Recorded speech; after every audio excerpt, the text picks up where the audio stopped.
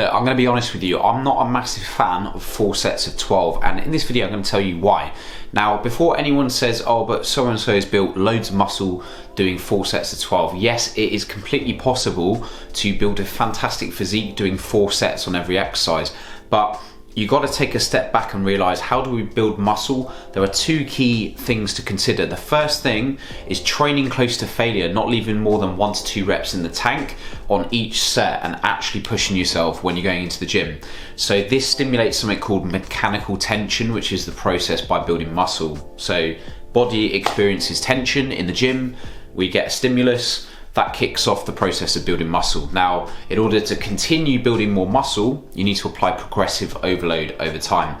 Progressive overload means increasing the demands on your body over time. So if you are lifting 8 kilos at the start of the year, you need to be lifting more weight on that exercise for the same number of reps, or you need to be increasing the number of reps per set, or improving your form, your range of motion over time. So increasing the demands on your body through progressive overload to continue building muscle.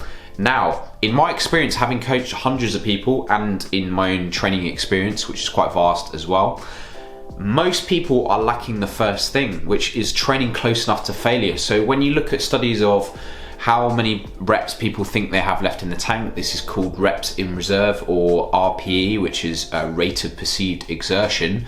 This simply means, right, how many reps did you think you had left roughly? So if you did a set of 10 reps and you think you had 2 left, that's an RIR, so reps in reserve of 2, or rate of perceived exertion, RPE of 8 in this case, so 8 out of 10 difficulty. Now, when we take examples of this where people think, oh, I had 2 in the tank or I had 3 in the tank, usually everyone, myself included, is a bad estimator of this, and most people underestimate themselves, especially when you're new to training and you don't have any reference point. Backing away from failure and trying to calculate roughly how many reps you have left in the tank may not be that accurate, and you're probably leaving quite a few reps in the tank. So if you're not actually ever pushing yourself close enough to failure on your working sets, you are definitely leaving gains on the table.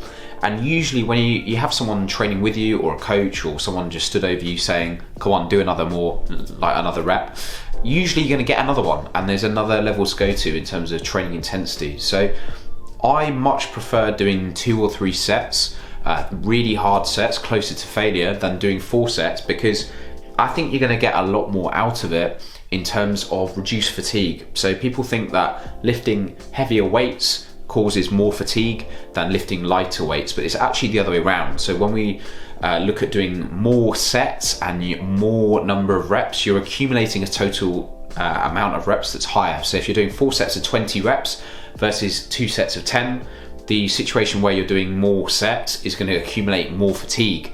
Now, this is probably one of the biggest limiting factors for people progressing their training and continuing to apply progressive overload over time, is battering your body, feeling so fatigued that you cannot actually continue to increase the weights. So managing that recovery a bit better by doing less sets in the gym, but of a higher quality, pushing closer to failure, I think you're going to get more out of that, and I think that's a good starting point for most people, so that you can actually recover from your training, especially when you think about the amount of work stress, personal life stuff that goes on outside. So if your volume is really high and you're doing 4 sets on every exercise and you're doing tons of exercises, you don't really have much room to play with if a big life event happens, big stress happens at work, and your stress levels will come up really high outside the gym. That is going to have an impact on your training and your recovery. So I think it's better to start on the lower end, 2 or 3 sets on each exercise, focus on good form, doing some warm-up sets, get the form nailed. Once you get confident on the form, add reps per set, and then build the weights up gradually by increasing by small amounts to the bar or the cable machine or the dumbbells, and go up in small increments. Now, later down the line, if you're doing 2 or 3 sets on each exercise and you are able to recover and you want to add in a 4th set and you feel like you can recover and you can experiment with this, that is absolutely fine. But starting out with 4 sets on every exercise, I think you are going to be leaving gains on the table. And I'll give you another example, because let's say you are doing 4 sets of 12 reps, and you know that in order to get that last set of 12 out, you are going to have to back off on the first couple of sets. So what might happen is, if you're doing 12 reps on the first 2 sets and you could have done 16 or 17 reps, those 2 sets are just wasting time. You're not really achieving anything in those sets because you're not accumulating effective reps for muscle growth because you're so far away from failure. And it's only really in set 3 and 4 when you are actually going closer to failure where you're going to be stimulating more muscle growth. So across those 4 sets, you might accumulate, not many useful reps in the first 2 sets. And then let's say set 3, you're 2 or 3 away from failure. And then that 4th set, you're 1 away from failure, or you're quite close to failure.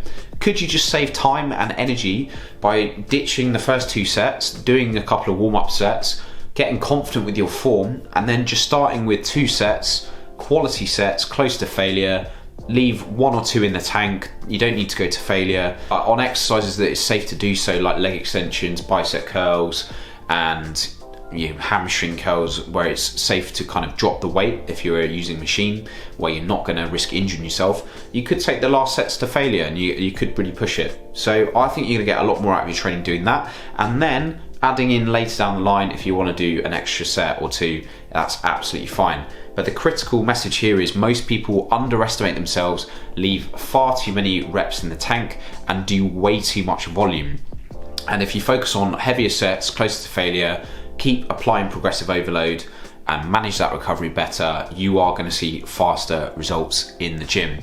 I hope you found this video useful. If you did, please drop it a like and hit subscribe if you're new for more simple fat loss and muscle building tips. Have a great day, and I'll see you on the next video.